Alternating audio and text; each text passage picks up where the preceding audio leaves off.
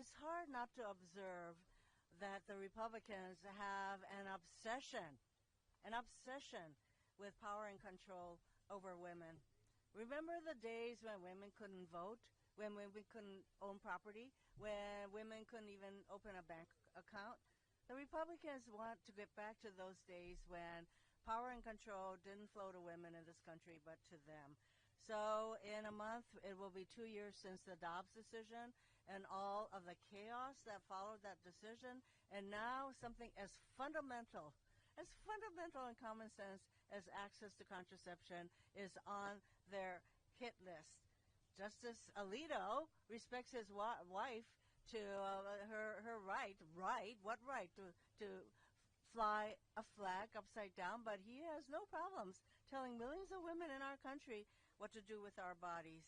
Obsession with power and control over women. That is what's happening. And then Justice Thomas, as my colleagues have said, he said he would like to revisit Griswold, a 1965 decision of the Supreme Court that dealt with contraception rights.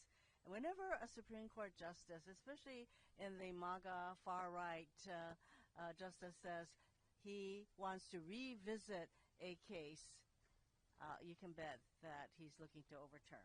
So this is real. And as mentioned, there are states that are already making sure that access to contraception is not protected. So the states are mentioned: Arizona, Oklahoma, these states.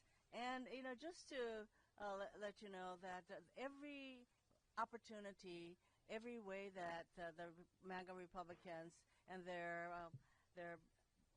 supporters on the Supreme Court will look to anything that they can to restrict our right to our freedoms, is that the two justices, Alito and Thomas, have also talked about the Comstock Act, a Civil War era law that could be used to restrict access to reproductive care nationwide. Virginia, Arizona, Oklahoma, other states, they are doing their best. Republicans in those states are doing their best to deny access to contraception. So Democrats know that women, it is our decision, our freedom, to decide when to have a child, family planning, all of that. That means that we should have access to contraception. In fact, just as I was walking here, a reporter asked me what I thought about the Republicans saying, oh, they can't support this bill because it's too broad. And I said, what is so broad about it? It simply says that we have a right to contraception, Americans, all of us, and that the providers also have a right to provide it. What is overbroad about that?